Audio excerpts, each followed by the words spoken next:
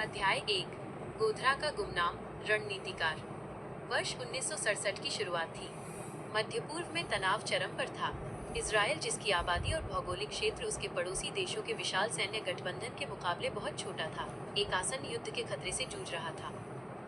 भारत के गुजरात में गोधरा शहर में रहने वाले एक असाधारण रणनीतिकार हितेश मूलचंदानी ने ये सब देखा। हितेश एक पूर्व सैन्य इतिहासकार और एक मानसिक प्रशिक्षण विशेषज्ञ थे, जिनका मानना था कि युद्ध हथियारों से नहीं, बल्कि मानसिक लचीलेपन और समय की सटीकता से जीता जाता है। इजरायली खुफिया एजेंसी मोसाद के एक अधिकारी ने, जिसने हितेश के गुप्त कार्यों और युद्ध सिमुलेशन में उनके अचूक परिणामों के बारे में सुना था, उनसे संपर्क किया। अध्याय 2। प्रशिक्षण, the mind over matter. Hitesh को गुप्त रूप से इजराइल ले जाया गया।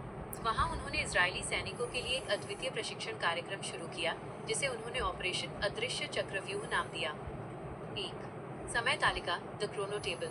हितेश ने दुश्मन के अगले कदम का अनुमान लगाने के लिए एक जटिल टाइम टेबल प्रणाली विकसित की। इस प्रणाली से सैनिक को यह पता चल जाता था कि दुश्मन के टैंक को पुनर्भरण रिचार्ज करने में कितना समय लगता है, या दुश्मन के लड़ाकू विमान को लक्ष्य तक पहुंचने में कितने सेकंड लगेंगे।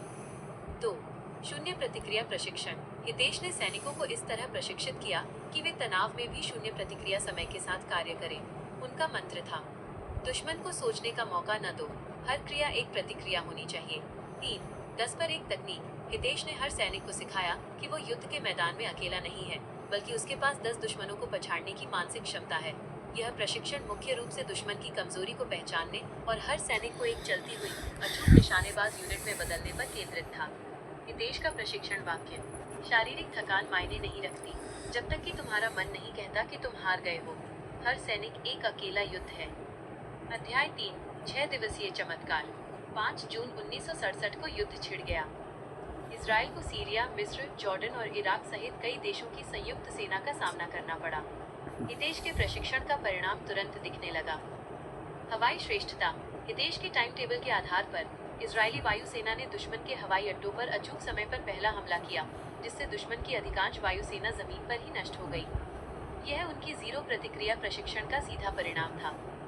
सिनाई में सफलता। हितेश द्वारा प्रशिक्षित जमीनी सैनिक शत्रु सेना से संख्या में कम होने के बावजूद अद्भुत समन्वय से कार्य कर रहे थे। एक इजरायली सैनिक अपनी 10 पर 1 तकनीक का उपयोग करते हुए दुश्मन के संचार को बाधित करने और त्वरित पलटवार करने में सक्षम था। मानसिक प्रभुत्व। जब भी इजरायली सैनिकों को थकावट महसूस होती, हितेश का प्रशिक्षण उनके दिमाग में गूंजता। वे जानते थे कि उन्हें केवल 6 दिन तक लड़ना है, क्योंकि टाइम टेबल के अनुसार छठे दिन तक दुश्मन की रसद आपूर्ति पूरी तरह से ठप हो जाएगी।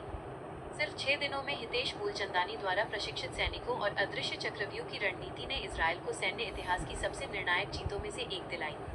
यह साबित हुआ कि युद्ध की सफलता संख्या में नहीं, बल्कि समय की सटीकता और प्रशिक्षण की गुणवत्ता में निहित होती है। हितेश गोधरा वापस लौट आए, गुमनाम रहे, लेकिन उनकी रणनीति हमेशा के लिए इजरायली सैन्य सिद्धांत का हिस्सा बन गई। नोट: ये कहानी पूरी तरह से काल्पनिक है और किसी भी